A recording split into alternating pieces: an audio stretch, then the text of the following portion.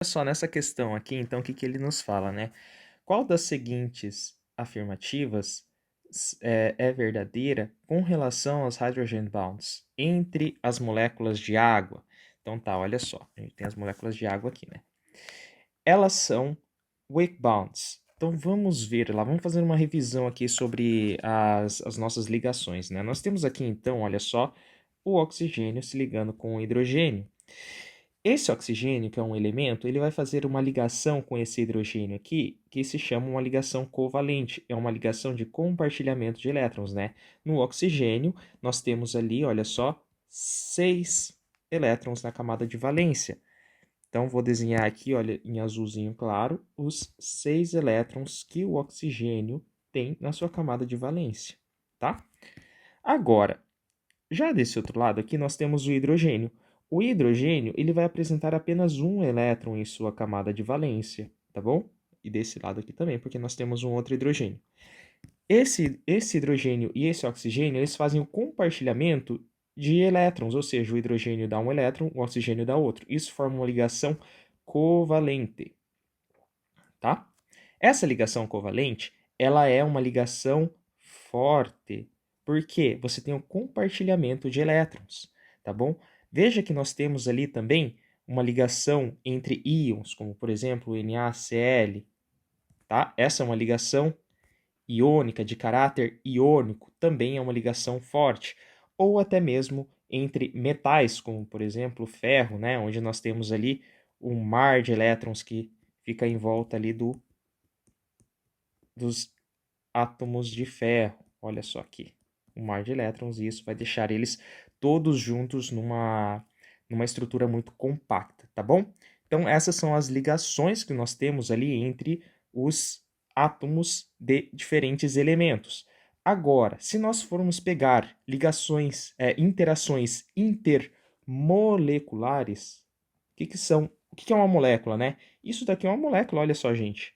Nós temos uma molécula de água composta por átomos de hidrogênio e oxigênio, tá?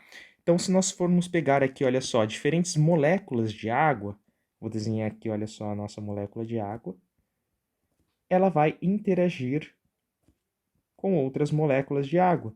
E veja que essa interação aqui, olha só, ocorre por, neste caso, pontes de hidrogênio. Lembra lá, para se formar pontes de hidrogênio, o hidrogênio tem que estar ligado com um dos elementos do FON, né? Então, olha só, aqui nós temos hidrogênio ligado ou com flúor, ou com oxigênio, ou com nitrogênio. Nessas condições, nós vamos ter ali, olha só, pontes de hidrogênio.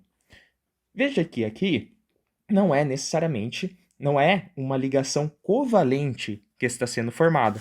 Portanto, para você quebrar ela, é muito mais fácil do que se você fosse quebrar uma ligação covalente. Por isso que as ligações de hidrogênio, elas são ligações fracas. Tá, mas eu tinha ouvido falar que as ligações de hidrogênio eram as ligações mais fortes. Sim, elas são as ligações mais fortes se nós formos considerar as ligações entre moléculas, dentre as ligações entre as moléculas, né? As ligações de hidrogênio são as mais fortes. E quais eram mesmo elas? Nós temos ali, né, as ligações de as London Dispersion Forces, que são as de dipolo induzido, dipolo induzido. Nós temos as ligações de dipolo permanente, dipolo permanente, e nós temos as ligações de hidrogênio, tá? Essas daqui são as denominadas interações intermoleculares, ou seja, entre as moléculas, tá? Então nós temos uma molécula aqui e outra molécula aqui. Não são as ligações intramoleculares, que são as ligações dentro da molécula, né? As ligações as covalentes. no caso da água aqui, né? Tá. Então, nós estamos falando sobre as ligações intermoleculares entre uma molécula e outra molécula de água, que nesse caso aqui é a ponte de hidrogênio. Aqui, tá. Então, dentre essas interações aqui, nós temos das mais fracas para as mais fortes. E das interações intermoleculares, que todas são ligações fracas, tá?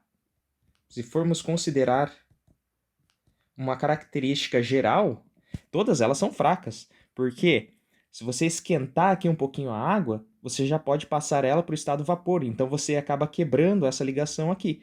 Mas as ligações entre hidrogênio e oxigênio, que são as covalentes, elas não são quebradas, tá? Para você fazer uma quebra dessas ligações covalentes, você precisa de uma reação química, de uma transformação química.